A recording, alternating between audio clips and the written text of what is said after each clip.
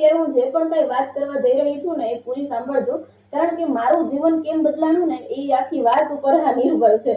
જ્યારે 2025 ની શરૂઆત થઈ ને ત્યારે મેં બ્લોગમાં નોર્મલ જ કીધું હતું કે હેલો ગાઈસ, તો 2025 ની શરૂઆત થઈ ગઈ છે અને હું શું 2025 ના એન્ડ સુધીમાં મારું કઈક એક મોટું નામ હશે, હું કમાતી થઈ ગઈ હશે. તો આ રીતે બ્લોગ ફોન પકડ્યો, નોર્મલ કીધું, ઈશ્વર ઉપરથી કીધું કે તથાસ્તુ. અને તથાસ્તુ આગળ શું હોય, તમે ખાલી મહેનત કરો, ઈશ્વર તથાસ્તુ કહેવા માટે બેઠો જ છે.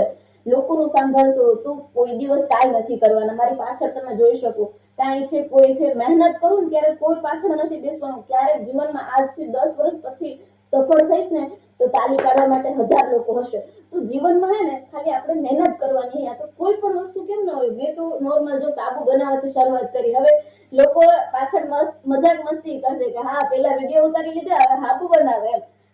હું ફેર પડે, ઈ મારા ઘરમાં કઈ કરી જાય, ઈ મારા ઘરમાં કઈ 5 પૈસા નાખી જાય, હું મારી રીતે કમાઉં છું ને બસ મને જો એ જોઈએ છે. તમે તમારા જીવનનો ખુદ નિર્ણય કરશો ને આ પાછળની પબ્લિકને સાઈડમાં રાખીને, તો તમે કઈક આગળ કરી શકો.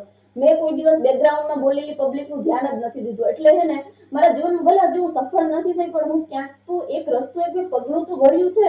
પગલું ભરવા માટે આ પાછળનું જે બેકગ્રાઉન્ડ છે ને એને સાયલેન્ટ કરવું બહુ જરૂરી છે. રાધે રાધે.